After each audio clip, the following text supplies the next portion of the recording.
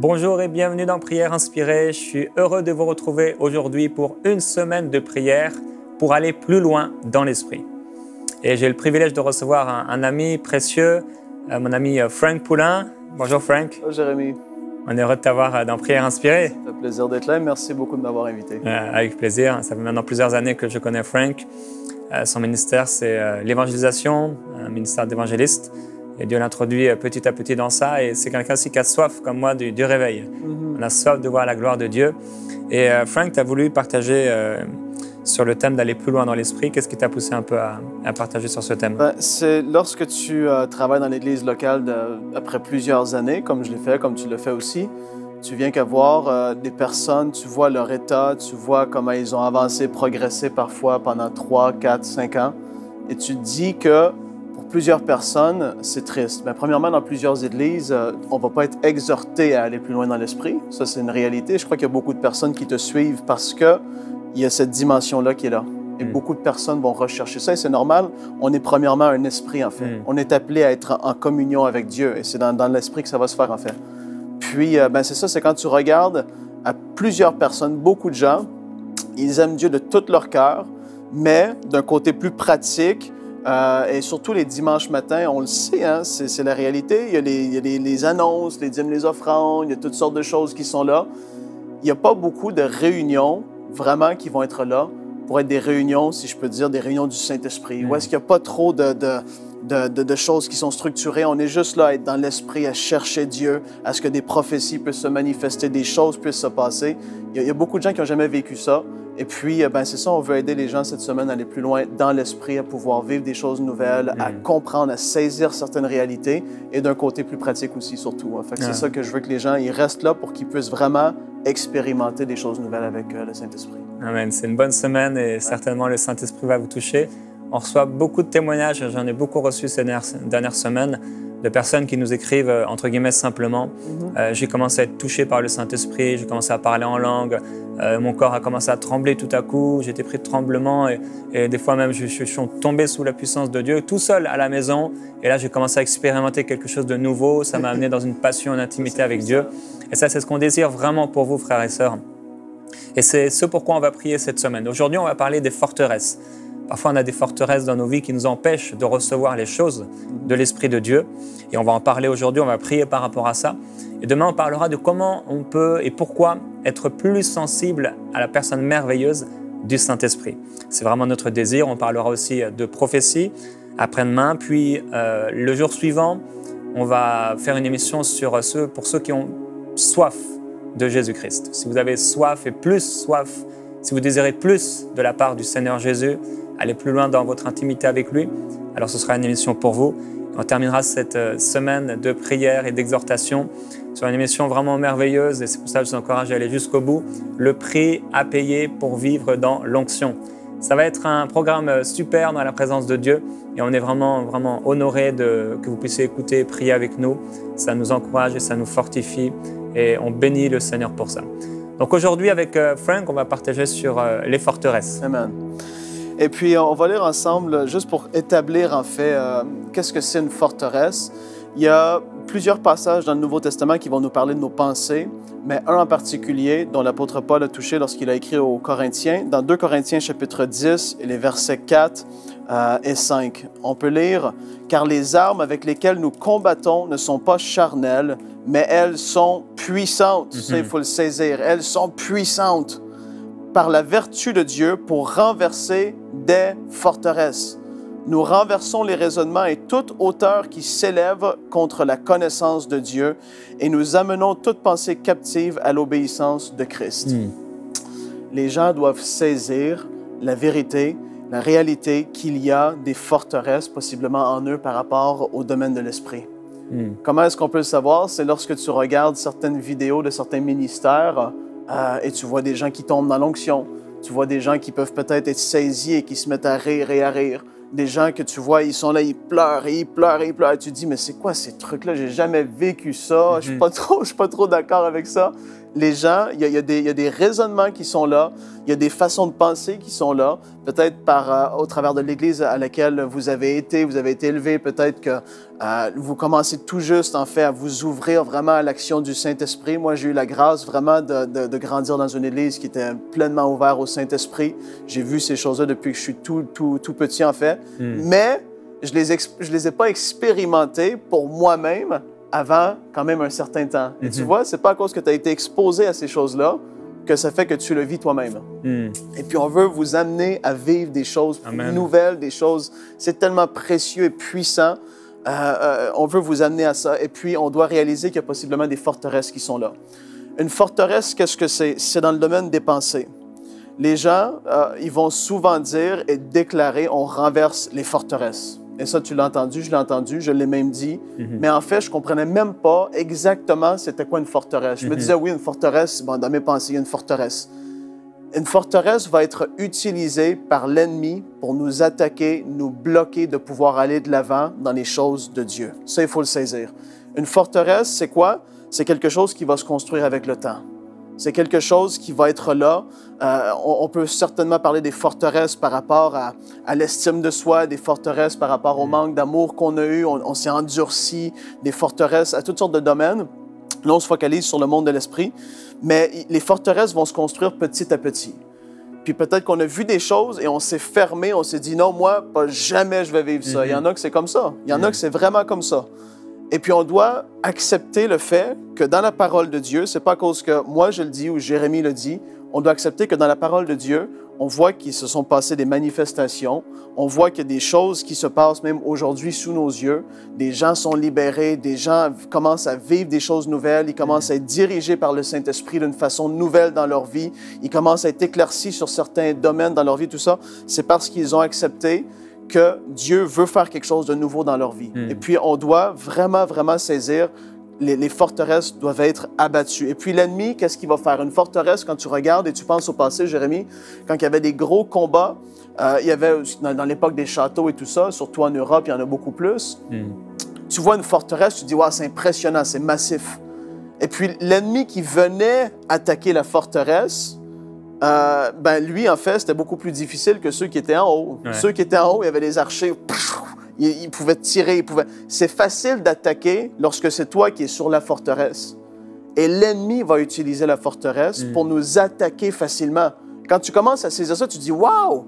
Il y a peut-être des forteresses dans ma vie et peut-être que là, il y a des forteresses dans d'autres domaines qui commencent à vous venir en tête. » Là, on parle du domaine de l'esprit. Mais on doit réaliser qu'il y en a qui sont là et puis qu'on doit les renverser. C'est pour ça que la parole nous dit « Car les armes avec lesquelles nous combattons ne sont pas charnelles, mais elles sont puissantes par la vertu de Dieu pour renverser des forteresses. » Nous renversons les raisonnements et toute hauteur qui s'élève contre la connaissance de Dieu et nous amenons toute pensée captive à l'obéissance de Christ. Il faut être... Comment je peux le dire? Il ne faut pas tolérer ces forteresses-là, Jérémie. Il ne faut pas les tolérer. Si tu aurais toléré peut-être certaines façons de penser que tu avais eues dans le temps, ça t'aurait bloqué à avancer, à être où est-ce que tu es là et à pouvoir bénir tellement de personnes.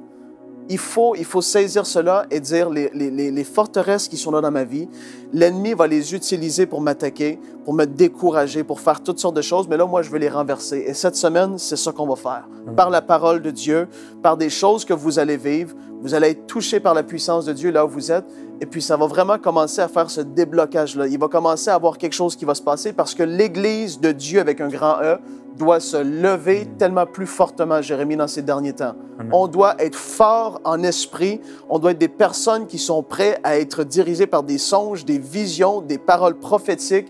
Dans toute cette dimension-là de l'esprit, et je te le dis, c'est puissant. Quand je fais juste y penser, l'Église a besoin de ça. C'est pour ça que l'Église est si, à un certain niveau, impuissante aujourd'hui. Tout ce qu'on peut recevoir par révélation surnaturelle de la part de Dieu, ça va être dans l'esprit que ça va se faire. Il faut qu'on devienne conscient et qu'on puisse en désirer plus, aller plus loin dans toutes ces choses-là. Il y a beaucoup de gens qui ont peur, en fait, d'aller dans l'esprit, dans la dimension de l'esprit. Et c'est pour ça aussi qu'on veut parler des forteresses aujourd'hui, parce qu'ils ont vu des choses, toutes sortes de choses bizarres. Et c'est vrai que dans plusieurs continents, dans plusieurs pays dans le monde, il y a des choses vraiment bizarres. Et bon, il y a des faux prophètes, il y a des gens qui sont là pour montrer des trucs, pour créer des trucs, pour fabriquer des choses. Mais le Saint-Esprit, lui, il ne fabrique pas des choses. Et même si on a vu des choses qui nous ont dégoûtés ou qui nous ont fait peur, absolument. Il faudrait qu'on puisse quand même être en accord avec la parole de Dieu. C'est ça. Et c'est vraiment ça l'important. Même si vous avez vu des choses, parce que vraiment, il y a des choses bizarres dans le monde et au niveau spirituel. Et c'est pas parce qu'il y a des sorciers, c'est pas parce qu'il y a des loups, c'est pas parce qu'il y a des faux prophètes, c'est pas parce qu'il y a des faux enseignants, parce qu'il y a des fausses manifestations que moi, que vous n'allez pas vivre la gloire de Dieu. Ce serait vraiment terrible et ce serait un succès pour le diable. Oui, absolument. De pouvoir vous empêcher de vivre des choses dans l'esprit parce que vous avez vu des choses qui étaient mauvaises. Et c'est le plan du diable pour vous, de vous éviter de toucher à la gloire de Dieu, de vous approcher de Dieu. C'est un peu l'image de cette femme, on en parle souvent, elle avait la perte de sang et se dit, moi, si je touche le Seigneur Jésus, si je touche simplement sur son vêtement, je sais que je serai guéri. Et la Bible dit qu'à un moment, Jésus a senti qu'une puissance était sortie de lui. Et ce monde qui était là dans la foule, qui pouvait à tout moment la lapider parce qu'elle était impure, eh bien, c'est un peu ces forteresses, ces choses qu'on a vues et qui nous empêchent de pouvoir avancer dans l'esprit et de pouvoir toucher le vêtement de Jésus. Et le Saint-Esprit veut que vous puissiez toucher son vêtement. Et c'est tellement glorieux. C'est tellement merveilleux. Et Jésus dit à un moment, c'est dans Marc, au chapitre 3, il parle de l'homme fort.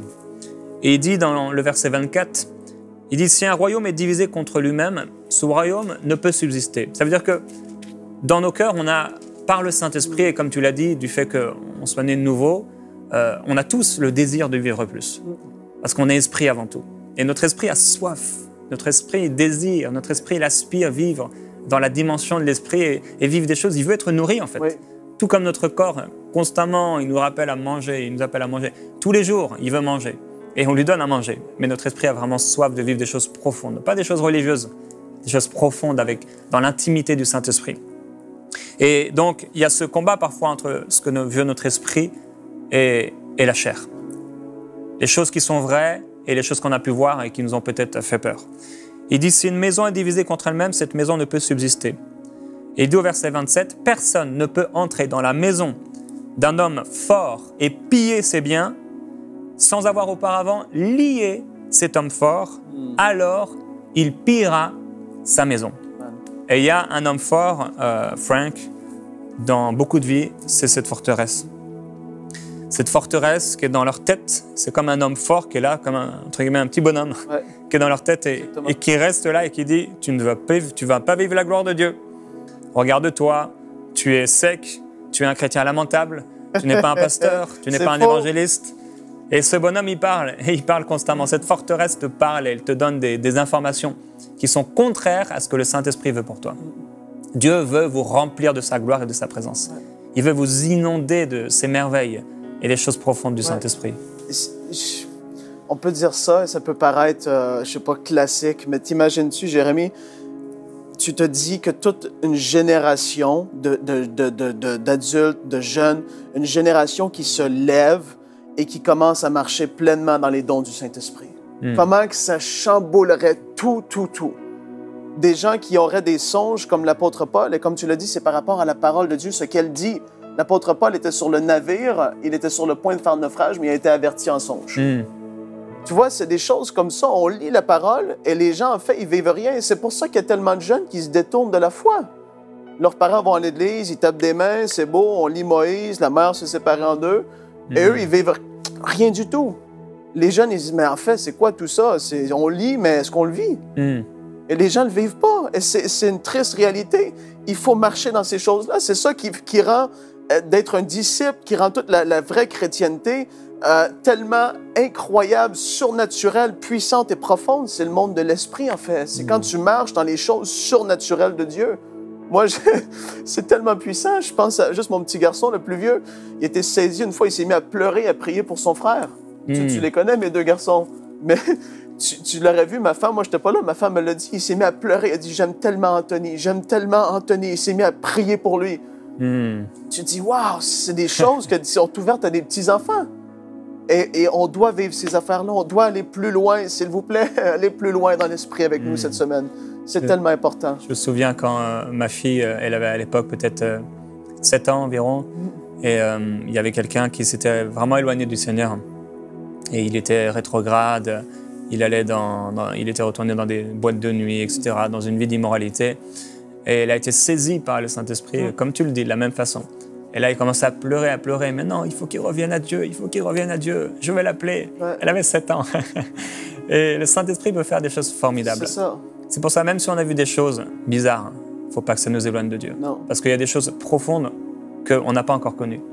Des choses extraordinaires, des choses merveilleuses. Il peut toucher nos enfants, il peut nous toucher. Il peut nous donner des visions et des songes. Comme tu l'as dit, il a vu un ange, l'apôtre Paul. On peut voir des anges. Ouais. On peut voir le monde angélique, le monde de Dieu, le trône de Dieu, la gloire de Dieu. Toutes ces choses sont pour nous. Si les gens, et je veux vous encourager, si vous avez vu des trucs que vous ne comprenez pas, vous avez été dans des réunions où est-ce qu'il y avait des affaires qui se disaient, des trucs, mettez-les de côté et dites, mais Père, moi je suis peut-être pas rendu là encore, mais je veux certainement pas me priver de vivre ce que tu en réserves pour moi. Moi, j'ai vécu ça en fait. J'ai vécu des fois des réunions où je voyais des choses, je me disais, t'es un peu inconfortable parce que t'es peut-être pas rendu à ce niveau-là. Mais ça veut pas dire que c'est pas de Dieu en fait. C'est parce qu'il y a des différentes profondeurs. Des hommes de Dieu dans le passé, ils ont vu des visions des choses qui étaient à venir. Dieu révèle des choses nouvelles qu'il est sur le point de faire, qu'il veut faire à des personnes qui le cherchent. On peut vraiment aller dans des profondeurs différentes et on va le voir demain, surtout sur ce niveau-là, des profondeurs qu'on peut aller dans l'esprit. Mais les gens doivent s'ouvrir vraiment à ce que Dieu veut faire dans leur vie. C'est tellement précieux. Ça n'a pas de prix. Vivre une vie sur terre sans marcher dans l'esprit, sans les choses surnaturelles, c'est vraiment triste. Vraiment, vraiment. Et on va prier contre ça aujourd'hui. Amen. Amen. Gloire à Dieu. À un moment dans le livre de Josué, on voit que Dieu a parlé à Josué, au peuple qui était avec lui. Et il leur a dit, vous allez détruire les murailles de Jéricho. Et on voit comment Dieu l'a fait. Dieu a été vraiment puissant. Ils ont fait le tour de la ville le premier jour. Ils se sont levés le matin très tôt. Ils ont fait ça pendant 6 jours. Et le 7e jour, ils l'ont fait 7 fois. Et la Bible dit qu'à ce moment-là, alors qu'ils s'étaient tus, Dieu leur avait dit, vous ne dites rien. Mais le 7e jour, le corps va sonner. Là, vous allez commencer à crier, à pousser des cris de joie. À ce moment-là, les murailles sont tombées. Et vous savez, c'est vraiment surnaturel. Les murailles se sont écroulées, c'était surnaturel. Ils n'ont rien fait dans le naturel qui aurait pu faire que ces murailles s'écroulent. Et il y a peut-être des forteresses dans votre tête et ça va être surnaturel. Peut-être il y a quelque chose même en vous, depuis des années, vous voudriez vivre quelque chose, mais il y a tout le temps quelque chose qui vous dit que ce n'est pas pour vous. Aujourd'hui, cette forteresse va tomber. Aujourd'hui, cet homme fort va tomber au nom de Jésus-Christ. Et si vous voulez plus de Dieu, vous pouvez, là où vous êtes, si vous pouvez vous mettre à genoux, simplement peut-être fermer les yeux et lever les mains vers le Seigneur. On va commencer à prier ensemble et aussi prier pour vous. Père, merci pour ta glorieuse présence. Tu es un Dieu surnaturel, un Dieu puissant. Et nous ne sommes pas sans connaître les plans de l'ennemi qui veut empêcher ton peuple de vivre son héritage. Ta parole nous montre à travers l'apôtre Paul l'importance de prier pour que nos cœurs soient illuminés, pour qu'on puisse connaître notre héritage et la puissance que tu veux déployer au milieu des croyants. Père, c'est nous les croyants. Aujourd'hui, avec nos frères, nos sœurs du monde entier, on te dit on a soif de toi. On te dit on ne veut pas regarder aux hommes. On ne veut pas regarder aux choses qu'on n'a pas comprises. Mais on veut regarder à toi. Oui. On a soif et on a faim de toi. Merveilleux Jésus. On a soif et on a faim de toi. On veut vivre quelque chose de plus. Et on croit que tu es au-delà, que tu es plus grand, que tu es plus haut, que toutes les œuvres sataniques, Alléluia. que toute forteresse. On croit qu'aujourd'hui, par le Saint-Esprit, tu vas nous faire entrer dans ce lieu promis, dans ce pays promis, dans cet héritage. Père, s'il y avait une forteresse qui empêchait ton peuple d'entrer dans ce qui était pour lui, aujourd'hui, nous croyons et nous déclarons que ces murailles tombent au nom de Jésus-Christ et que ton peuple va pouvoir entrer. Merci, Seigneur. Et profiter des dimensions de l'Esprit, de la gloire divine, des réalités célestes, spirituelles, surnaturelles. Parce que ta parole déclare que ton royaume n'est pas naturel, ton royaume est spirituel. Alléluia. Et nos armes sont puissantes pour renverser ces forteresses. Nous te glorifions. Faites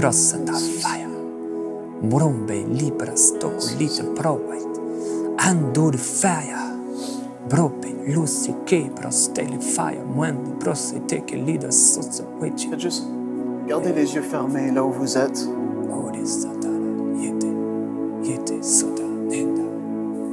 Faites juste répéter après moi si vous souhaitez aller plus loin. Faites juste dire, je refuse de stagner dans l'esprit. Je refuse d'être sous l'emprise de ces forteresses dans mes pensées. Je m'ouvre pleinement à toi, Saint-Esprit. Wow!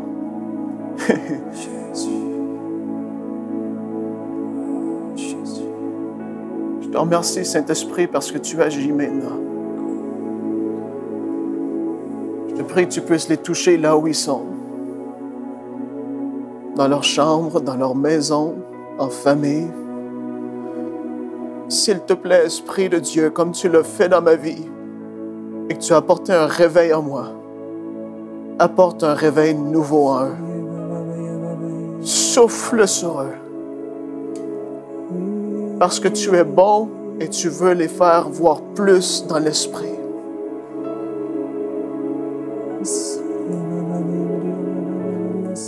Je te remercie pour tout ce que tu vas faire cette semaine.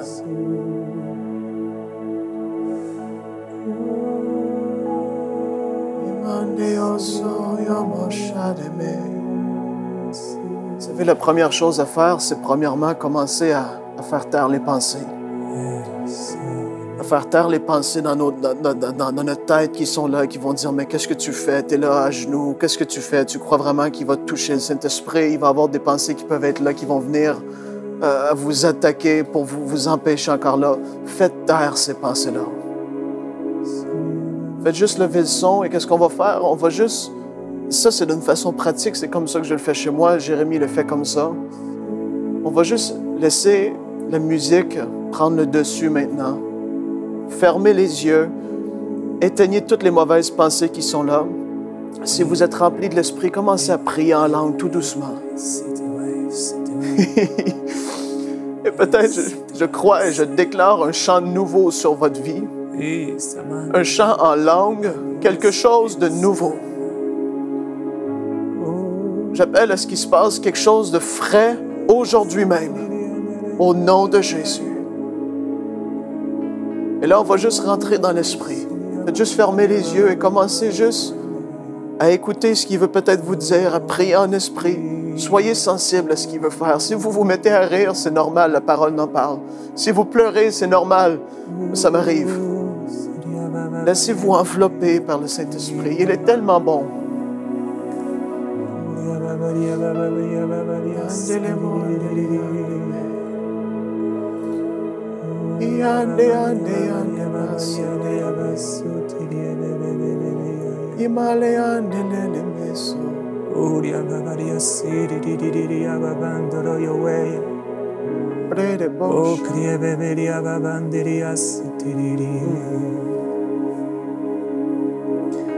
Oh, glorieux Saint-Esprit. Nous venons contre tout esprit d'intimidation et nous déclarons votre défaite au nom de Jésus-Christ. L'homme fort maintenant est détruit, anéanti. Oh, sebrete bébé yababa yaba c'était Ibre bébé amana sobre bébé dia c'était yababa ya. Oh, bre setaya fire. Là où vous êtes, ouvrez-vous au Saint-Esprit. Dites-lui, je m'ouvre à toi. Je m'ouvre à toi. Ibria babaya setaya. Subre beberia babaria seria babaya setiria beberia. Oria babaria babandaria sete. Sobre beberia babaya anderio. Oria sereberia babaya. Eya babaria babaria seria.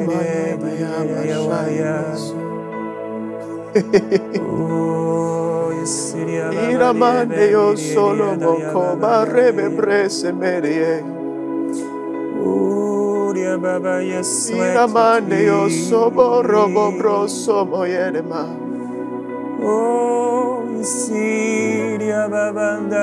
Je crois que c'est une parole de la part de Dieu.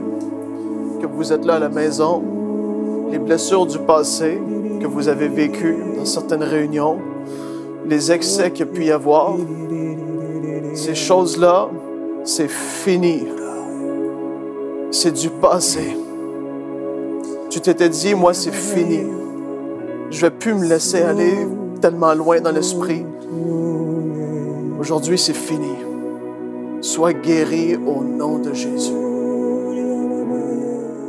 Sois guéri de ces choses-là qui t'ont dérangé dans le passé. Sois guéri aujourd'hui. Glorieux Saint-Esprit. Merci, Seigneur. On a soif de toi, Seigneur. On veut entrer dans ta chambre, dans le lieu de ta gloire. On a soif de vivre plus. Oui.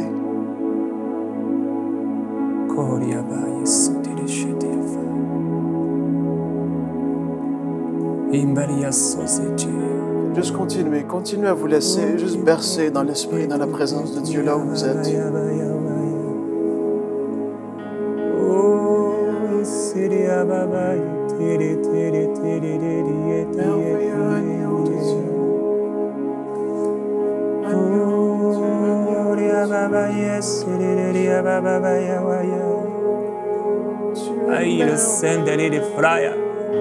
La gloire de Dieu.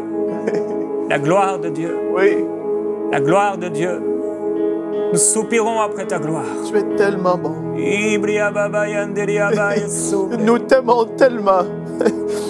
Tu es digne de notre louange, agneau de Dieu. Saint, Saint, Saint est le Seigneur. Saint, Saint, Saint est le Seigneur. Nous nous approchons de toi parce qu'on veut être avec toi. Tu es merveilleux. Merveilleux agneau de Dieu. Qui a effacé notre péché. Nous voulons être avec toi et dirigés par toi.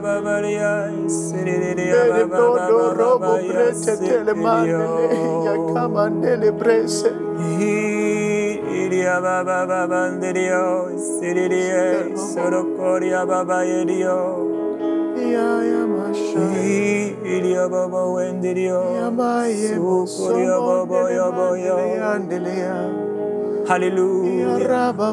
Tu m'emmènes, Seigneur, dans ta gloire. Tu nous emmènes dans tes profondeurs. Alléluia. Oh, tu nous emmènes dans ta gloire, Seigneur. Dans les réalités profondes de ton esprit. Alléluia. Tu nous emmènes auprès de toi. Dans des choses que nous ne connaissions pas jusqu'ici. Ouais. Tu nous amènes plus loin. Merci, Seigneur. Tu nous amènes plus loin.